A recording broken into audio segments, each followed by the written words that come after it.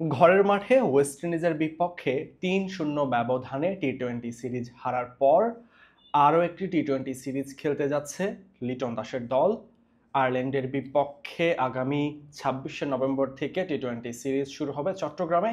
সেই সিরিজকে কেন্দ্র করে আজকে কিন্তু বাংলাদেশের টি-টোয়েন্টি দল ঘোষণা করেছে, যেখানে একটি চমক ছিল। সেই স্কোয়াড নিয়েই কথা বলবো আপনাদের সাথে, এবং আপনারা বাংলাদেশের স্কোয়াডটি কেমন হয়েছে সেটা নিশ্চয়ই কমেন্টস বক্সে আমাদেরকে জানাবেন। এবং আমি যেটা দিয়ে শুরু করতে চাই, এই স্কোয়াডে গত সিরিজ থেকে এই স্কোয়াডে কিন্তু একটা পরিবর্তন যেটা বেশ চোখে পড়েছে, সেটা হচ্ছে মাহিদুল ইসলাম অঙ্কন প্রথমবারের মতো টি-টোয়েন্টি স্কোয়াডে তিনি ডাক পেয়েছেন।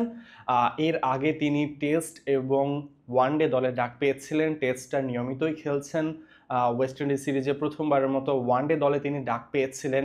এবার আয়ারল্যান্ডের বিপক্ষে টি-টোয়েন্টি দলেও কিন্তু অঙ্কন সুযোগ পেয়েছেন প্রথমবারের মতো। অঙ্কনকে আসলে কেন সুযোগ দেওয়া হয়েছে, কোন পারফরমেন্সের ভিত্তিতে আসলে তাকে দলে ডাকা হচ্ছে, সেটা একটা প্রশ্ন থাকতেই পারে। তবে অঙ্কনকে যে দলে নেওয়া হবে এমনটা আসলে ধারণা করা যাচ্ছিল।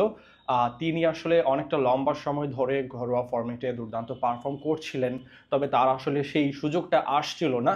তবে ম্যানেজমেন্ট, বাংলাদেশের টিম ম্যানেজমেন্ট অঙ্কনকে কিন্তু ৩ ফরম্যাটের প্লেয়ার হিসেবেই বিবেচনা করে আসছিল সেই প্রথম থেকেই। অবশেষে টি-টোয়েন্টি দলেও কিন্তু তাকে ডাকা হলো। এবং আপনারা যেটা নিয়ে আসলে প্রশ্ন তুলবেন, যে গত সিরিজগুলোতে বাংলাদেশের মিডল অর্ডারে কিন্তু তেমন ভালো পারফর্ম কেউ করছে না, সেখানে আসলে অঙ্কনকে ইনক্লুশন কেন করা হলো, সে আসলে কি পারফর্ম করছে, এই প্রশ্নগুলো আপনাদের মধ্যে আসতে পারে। সেই জিনিসটা নিয়ে আমি বলবো, গত সিরিজের যারা বাজে পারফর্ম করেছিল, তাওহিদ হৃদয় বলেন কিংবা শামীম পাটোয়ারি বলেন কিংবা জাকির আলী অনেক বলেন, তাদেরকে বাদ দিয়ে নতুন প্লেয়ার ইনক্লুশন করার পক্ষে আমরা ছিলাম। আমরা অনেকজনকে নিয়েই কথা বলছিলাম। তবে বিসিবি আসলে সে চিন্তা করেনি। আমার কাছে মনে হয় তারা অঙ্কনকে এই দলে আনতে হবে সেই সিদ্ধান্তটা অনেক আগেই হয়তোবা নিয়ে রেখেছিলেন। এই কথাটা আমি কেন বলছি সেটাও আপনাদেরকে বুঝিয়ে বলবো। বিশ্বকাপের আগে বাংলাদেশের আর একটি মাত্র সিরিজ, যেটি আয়ারল্যান্ডের বিপক্ষে ঘরের মাঠে লিটন দাসের দল খেলবে। এরপরে কিন্তু বিশ্বকাপের জন্য আমাদের আর ইন্টারন্যাশনাল ম্যাচ খেলে প্রস্তুতি নেওয়ার কোনো সুযোগ নেই। দলটা কিন্তু এখনই গোছাতে হবে, সেই জন্য আয়ারল্যান্ড সিরিজটা গুরুত্বপূর্ণ ছিল। এবং এই সিরিজে আমরা বেশ কিছু পরিবর্তন আসবে সেটা আমরা আসলে এক্সপেক্ট করছিলাম না। কারণ যেই দলটাকে সাজানো হয়েছে, যে দলটা বাজে খেলছে কিংবা ভালো পারফর্মও করেছে রিসেন্ট পাস্টে, তাদেরকে নিয়েই আসলে পরিকল্পনা সাজানো হচ্ছিল। তো সেই জন্যই আসলে বিশ্বকাপের আগে দলটাকে খুব বেশি পরিবর্তন করা হয়নি। তবে মাহিদুল ইসলাম অঙ্কনকে ইনক্লুশন করা হয়েছে, এবং তার রিসেন্ট পারফর্ম যদি আপনি দেখেন, ইমার্জিং এশিয়া কাপ অর্থাৎ রাইজিং স্টার এশিয়া কাপে অঙ্কন কিন্তু ইতিমধ্যেই ৩-৪টি ম্যাচ খেলেছে, যেখানে তার performance up to the mark ছিল না। আমি যদি আপনাদেরকে খেয়াল করিয়ে দিতে চাই, প্রথম ম্যাচে হংকংয়ের বিপক্ষে অঙ্কন ব্যাটিং করার সুযোগ পাননি। দ্বিতীয় ম্যাচে আফগানিস্তানের বিপক্ষে ৩০ বলে ২৭ রানের একটা অ্যাঙ্করিং রোল প্লে করে বাংলাদেশকে জিতিয়ে এনেছেন। যদিও ওইটা আসলে টি-টোয়েন্টি সুলভ ইংলিশ নয়, আপনারা সেটা বলতেই পারেন, তবে সেখানে কিন্তু অঙ্কন নট আউট ছিলেন, এবং তাকে দেখে আসলে মনে হয়নি যে খুব বেশি টাচে তিনি আছেন। এরপর যে ম্যাচটি খেলেছেন শ্রীলঙ্কার বিপক্ষে, সেখানে 10 বলে ৮ রানের একটি ইংলিশ তিনি মনে হয় খেলেছিলেন, আমার এক্সাক্ট নাম্বারটা খেয়াল নেই, তবে সেখানেও তার ভালো পারফরমেন্স ছিল না।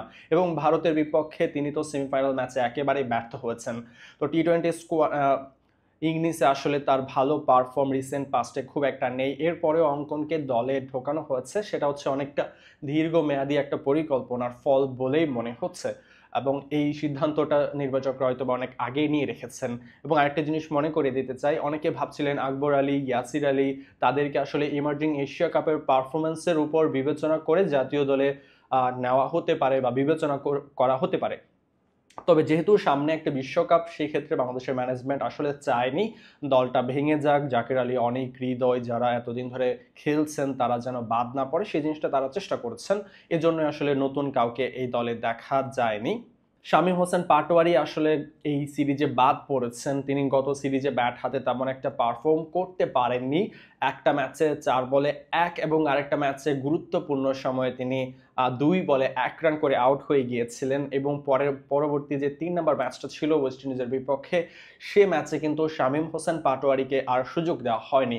তো ধারণা করা হচ্ছিল শামীমকে হয়তোবা টিম থেকে বাদ দেওয়া হবে এবং সেটি কিন্তু হয়েছে এবং শামীম এই জায়গায় নিজের পারফরমেন্সের জন্যই আসলে বাদ পড়েছেন।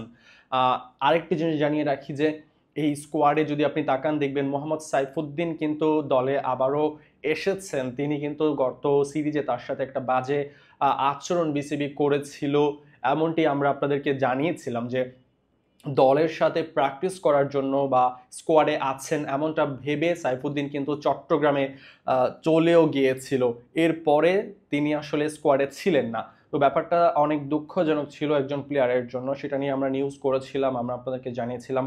সেই সাইফুদ্দিনকে বাদ দেওয়া নিয়ে যে কথাগুলো আসলে ক্যাপ্টেন কিংবা ম্যানেজমেন্ট থেকে জানানো হয়েছিল যে দলের কম্বিনেশনের জন্য আসলে সাইফুদ্দিনকে বাদ দেওয়া হয়েছিল এবং আবারও যখন খেলা আরেকটি সিরিজ তখন কিন্তু সাইফুদ্দিনকে আবার ব্যাক আনা হচ্ছে। তো বোঝাই যাচ্ছিল যে সেই সময় আসলে কম্বিনেশনের জন্যই সাইফুদ্দিনকে বাদ দেওয়া হচ্ছিল এবং এটা একটা গুড সাইন বলেই মনে হয়।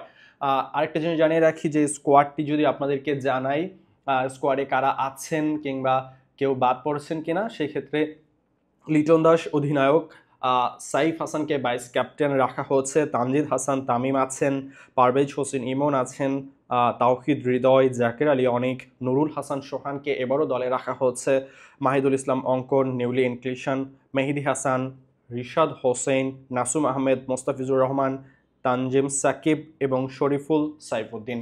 এই হচ্ছে বাংলাদেশের আয়ারল্যান্ডের বিপক্ষে টি-20 সিরিজের পূর্ণাঙ্গ স্কোয়াড। এই স্কোয়াড নিয়ে বাংলাদেশ খেলবে এবং এই স্কোয়াডটাই ধরে নেওয়া যায় যে আগামী বিশ্বকাপের আগে বাংলাদেশের টি-20তে চূড়ান্তভাবে যাদেরকে নিয়ে বাংলাদেশের ক্রিকেট বোর্ড ভাবছে।